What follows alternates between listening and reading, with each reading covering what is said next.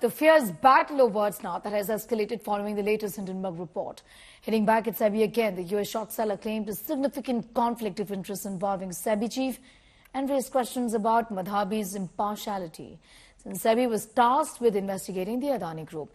The firm also claimed that Butch publicly confirmed an investment in an obscure Mauritius fund and then transferred shares to her husband shortly after her SEBI appointment.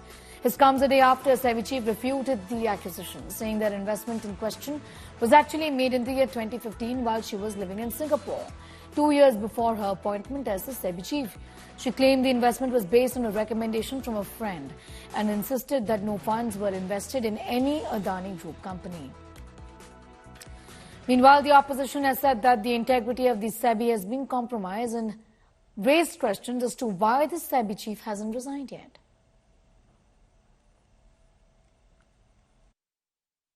It has now emerged that SEBI chairwoman Madhavi and her husband had an interest in one of those funds.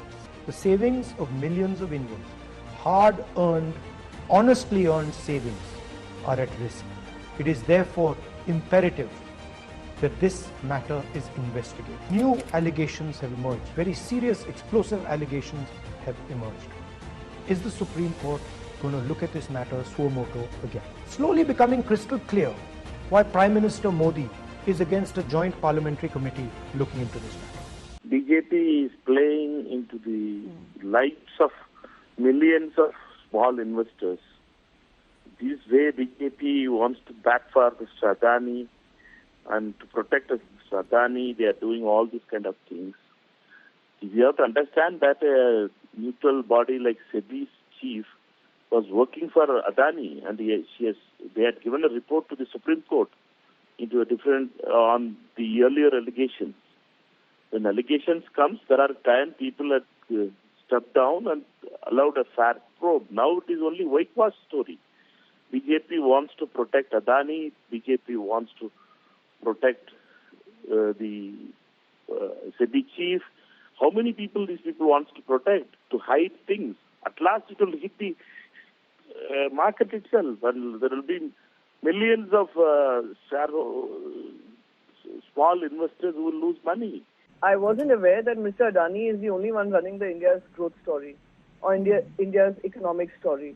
And for the Bharatiya Janata Party to come out in all support just goes to show that they are working at the services of Mr. Adani and ensuring that his empire increases and he monopolizes the entire economy of this country.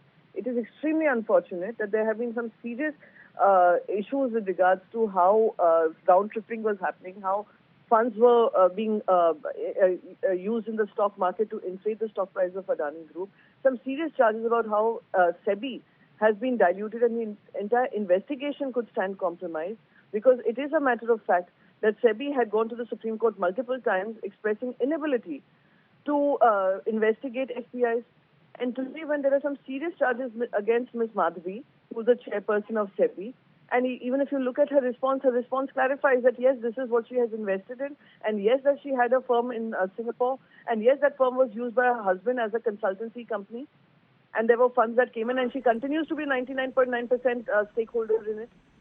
Why should our institutions be above investigation? Why are institutions being diluted?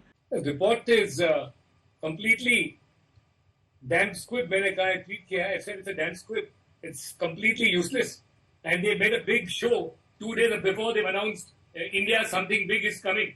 And this is all trying to rattle and spook the stock market. That's what you're trying to do. You're trying to create a panic in the stock market in advance. Actually, there is nothing. There is no new material against Adani. What he had said in his first report, he has repeated something, but there's nothing new. The Congress has been rejected for the third consecutive time. They cannot prove this. They are very, very upset about it, which is why they're trying to create panic, spread fear, discredit our stock system, defame our regulators, and destabilize and derail our economy. But their efforts will not succeed. What is the motive and motivation of the Congress-India alliance to shoot from the shoulders of such a dubious entity which lacks any credibility?